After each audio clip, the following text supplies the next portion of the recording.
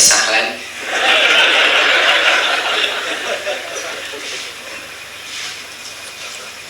Kepada Kepala Balitbank Kemendikbud Pak Toto, dan para pejabat Kemendikbud dan para peserta diskusi publik standar nasional pendidikan dan arah kompetensi pendidikan.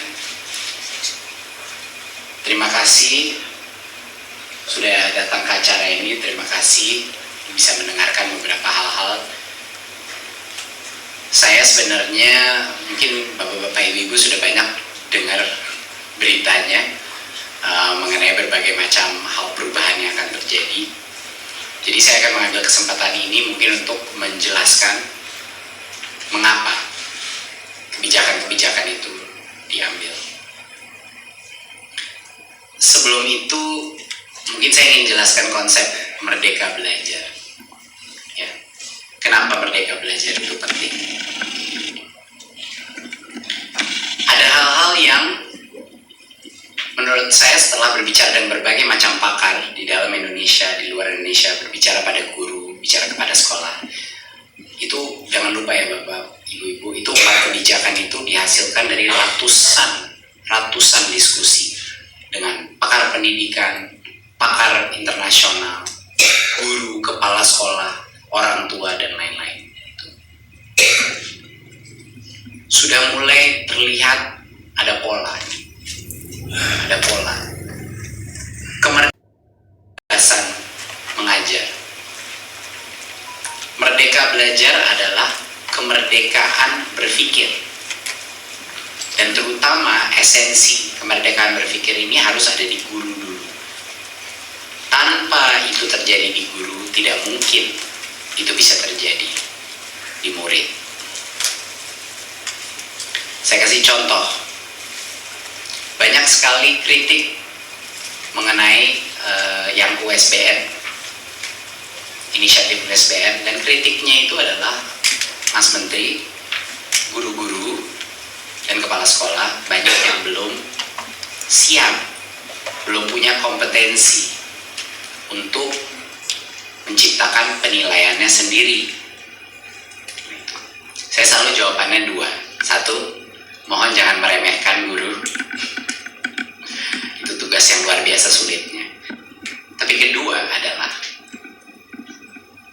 di kompetensi level apapun, mau itu kompetensi guru yang rendah, kompetensi guru yang tinggi, tanpa ada proses penerjemahan dari kompetensi dasar, dari kurikulum yang udah ada, tanpa guru melalui proses interpretasi, refleksi, dan proses pemikiran secara mandiri, gimana ya saya bisa menilai kompetensi ini? Gimana ya saya bisa menerjemahkan kompetensi dasar ini menjadi suatu RPP yang baik? Tanpa proses itu terjadi, tidak akan pernah ada pembelajaran yang terjadi. Itu saya bakal debat sama siapapun. Inilah bedanya administrasi pendidikan dan pembelajaran di dalam kelas. Ini bukan hal yang sama. Administrasi pendidikan adalah suatu proses di mana kita kejar tayang melakukan penyelesaian materi, yang itulah yang sekarang sedang terjadi di berbagai macam tempat di Indonesia. Pembelajaran itu hanya terjadi pada saat kita menerjemahkan secara conscious. Guru itu menerjemahkan, mencari jalannya sendiri, baru keluar lagi kepada murid. Pengertian guru, proses refleksi guru, metakognitif guru, barulah terjadi proses metakognitif dan refleksi murid mahasiswa. Jadinya bagi banyak teman-teman yang mungkin bingung gimana ini guru-guru kita bisa menciptakan penilaiannya sendiri, merumuskan penilaian sendiri. Ini adalah proses yang wajib dilaksanakan semua guru. Welcome to pembelajaran, di mana guru harus berpikir secara mandiri bagaimana caranya. Ya, jadi ini suatu kewajiban dasar, prerequisite daripada setiap guru di Indonesia untuk bisa berpikir secara mandiri bagaimana menerjemahkannya. Mau dia kompetensi rendah, mau dia kompetensi atas. pembelajaran tidak akan terjadi, hanya administrasi pendidikan yang akan terjadi. Paradigma Merdeka Belajar adalah untuk menghormati perubahan yang harus terjadi agar pembelajaran itu mulai terjadi di berbagai macam sekolah. Ada 4 kebijakan. Yang pertama adalah USBN yang memang sesuai dengan Undang-Undang Sisdiknas, memang seharusnya kedaulatan sekolah. Memang di undang-undang sudah seperti itu. Inilah makanya mereka boleh, tapi ini bukan pemaksaan, mereka boleh menggunakan kalau mereka belum siap berubah, mereka belum siap untuk melakukan metode baru, menciptakan, silakan menggunakan soal-soal dari USBN, silakan menggunakan soal-soal dari UN, kalau memang itu cara tercepat, ya, kalau memang belum siap. Tapi sudah tidak ada lagi paksaan. Ujian kelulusan ditentukan dan adalah haknya sekolah sesuai Undang-Undang Sisdiknas. Bagi guru-guru penggerak dan kepala-kepala sekolah penggerak yang sudah lama frustrasi dan kepengen melakukan penilaian yang lebih holistik, penilaian berdasarkan portfolio, penilaian berdasarkan esai, penilaian berdasarkan prestasi, penilaian berdasarkan true kompetensi, itu diperbolehkan sekarang. Diperbolehkan, dimerdekakan, ya. Jadi monggo yang mau maju ke depan, bergerak, bertransformasi silahkan. Yang belum siap juga silahkan. Tapi sudah tidak ada paksaan lagi. Barulah guru akan melalui proses pemikiran ini. Gimana ya kita menginterpretasi? Ini adalah Merdeka Belajar, kebijakan pertama. Kedua, UN. Pada saat ini karena kepadatan UN dan juga topik yang berdasarkan mata pelajaran, sehingga materi semua silabus itu harus masuk ke dalam UN. Disitulah cara tercepat untuk mendapatkan angka tinggi di UN adalah untuk menghafal. Ini bukan perdebatan. Ini kenyataan yang terjadi di lapangan. Karena banyak sekali stres guru karena penilaian sekolahnya, penilaian dia, dan siswa pun stres dan orang tua stres karena seleksi dia ke tahap berikutnya bergantung kepada angka ini. Padahal itu bukan maksudnya UN. Maksudnya UN adalah penilaian terhadap sistem pendidikan. Suatu tolok ukur. Itu juga undang-undang. Itulah memang itu untuk mengevaluasi sekolahnya maupun juga sistem pendidikannya. Bukan untuk menentukan prestasi si siswa. Karena tidak mungkin prestasi kita ditentukan oleh suatu tes pilihan ganda. Bapak-bapak dan ibu-ibu di ruang ini yang sudah punya organisasinya sendiri, sudah memimpin organisasinya sendiri, kapan terakhir kali bapak-bapak, ibu-ibu memilih pemimpin tim, meng-hire orang, merekrut orang berdasarkan tes pilihan ganda? Mempromosikan orang berdasarkan tes pilihan ganda? Nggak pernah. Selalu berdasarkan track record dia, interaksi dia, kompetensi kepemimpinan dia, kemampuan dia integritas dia, dan lain-lain. Holistik penilaiannya. Makanya sesuai dengan Undang-Undang Sisdiknas, penilaian murid dilakukan oleh hanya satu orang, yaitu siapa? Guru. Karena guru yang paling kenal itu anak. Ya, oke. Jadi UN itu bukan dihapus, walaupun itu enak sekali headline-nya ya. Biar semua orang klik itu headline-nya, UN dihapus gitu.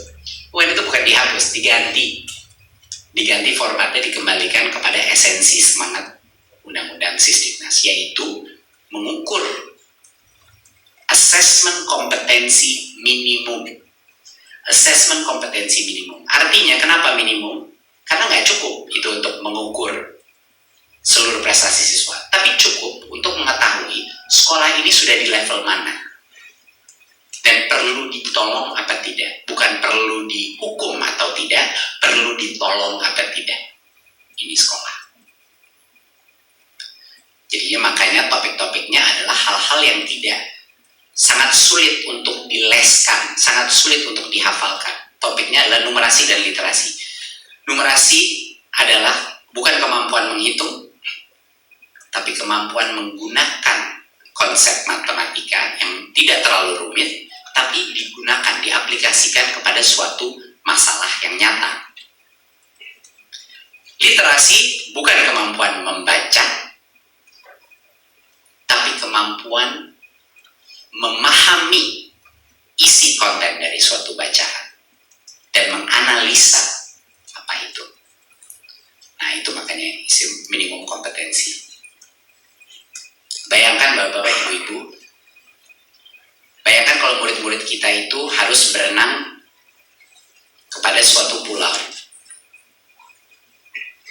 Saat ini, untuk mengetes kemampuan dia berenang kepada pulau itu, dia ditanya dan dilatih, tahu nggak gaya katak itu seperti apa?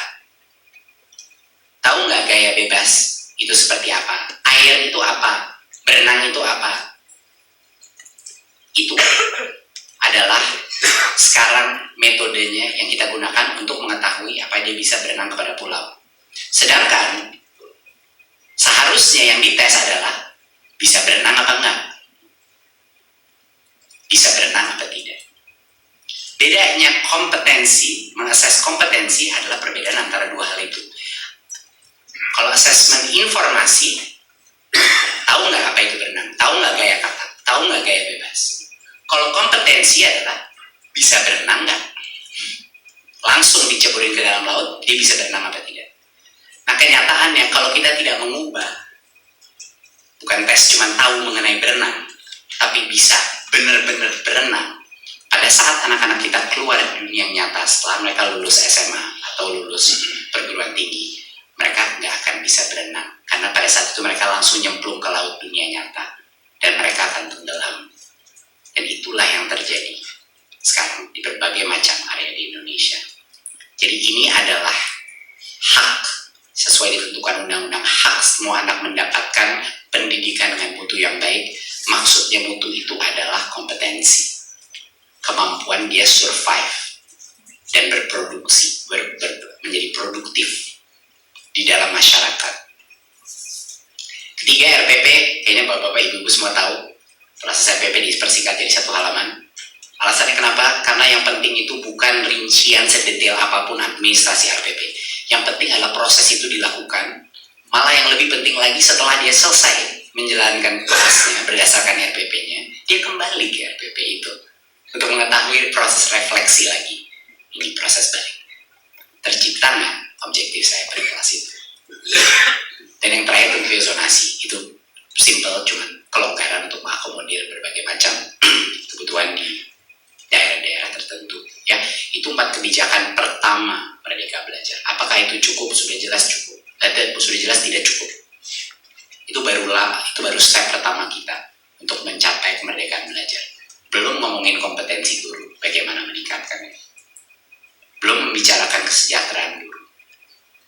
Belum membicarakan penyederhanaan kurikulum, penyederhanaan kompetensi dasar, dan lain-lain. Itu belum kita diskusikan. Ini baru step pertama saja.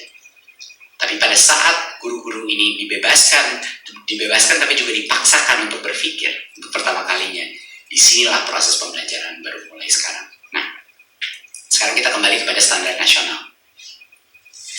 Kalau memang konsepnya Merdeka Belajar dan itu arah kita harus tahu kita mau ciptain manusia seperti apa. Pertama, itu dulu. Kita mau menciptakan manusia seperti apa? Yang punya kapabilitas apa di masa depan?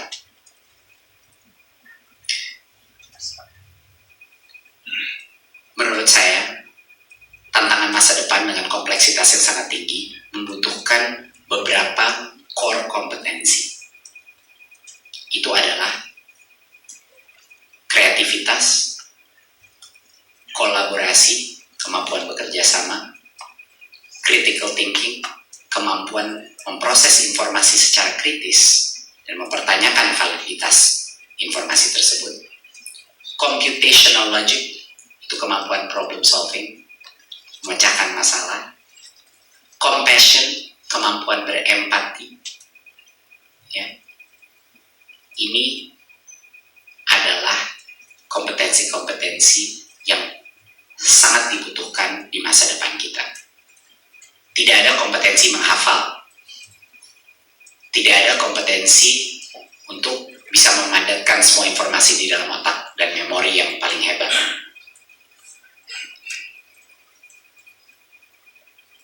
Kompetensi itulah tujuan kita. Oke, sekarang kembali kepada standar nasional, yaitu yang menentukan nanti kurikulum itu seperti apa. Luar biasa pentingnya tugas saya Bapak dan Ibu di sini, luar biasa pentingnya. Yang pertama adalah kita harus menentukan siapa end user daripada kompetensi dasar. Kita harus setuju dulu. Untuk mengetahui itu, kita tahu bahwa kompetensi yang ingin kita ciptakan di setiap jenjang, end usernya siapa? Murid. Ya kan? Kompetensinya itu sebenarnya untuk murid. Jadi, kita harus pastikan setiap kali kita menulis kompetensi dasar standar nasional, baik itu standar kurikulum maupun standar isi, standar proses, standar prasarana, semua standar itu harus difilter dengan satu pertanyaan. Ini apa gunanya bagi murid di masa depan? Itu dulu. Filter pertama. Ini apa gunanya, apa dampak positifnya bagi murid kita di masa depan? Nah, kalau ternyata jawabannya tidak ada, harus dibuang.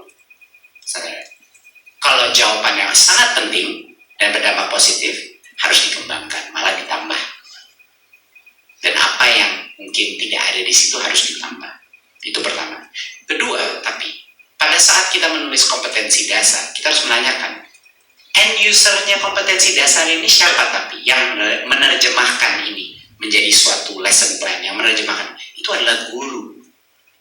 Jadi format daripada standar nasional kita yang berhubungan dengan pembelajaran, yaitu kurikulum, standar proses, standar isi, end user utamanya itu adalah guru.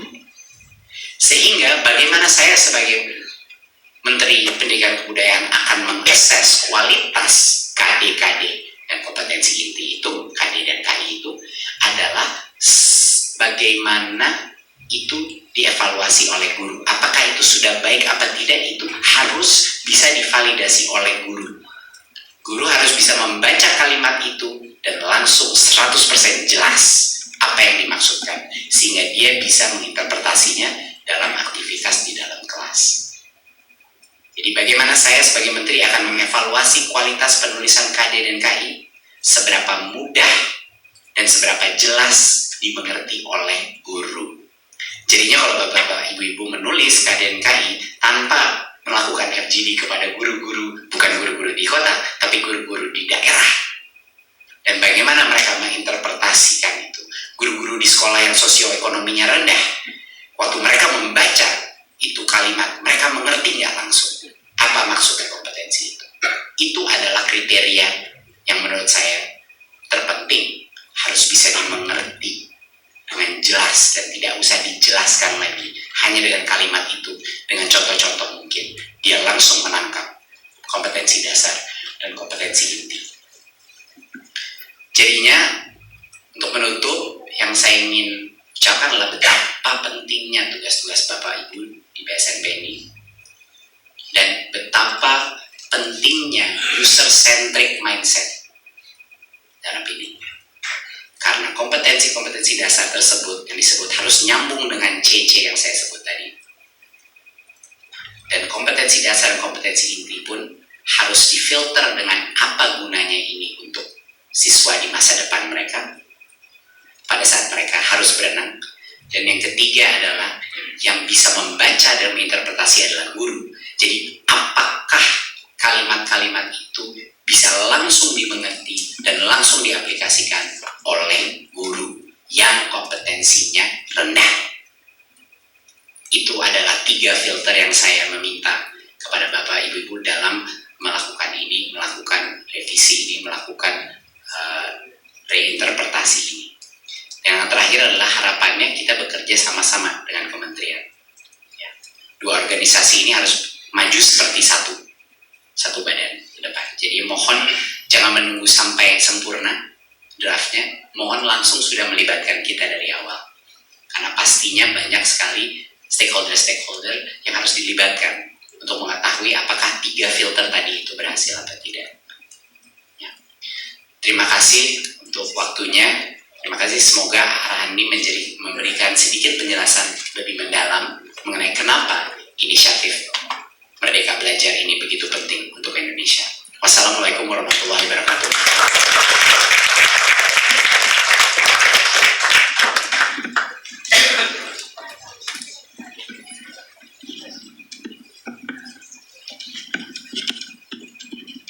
Lanjut ya Pak.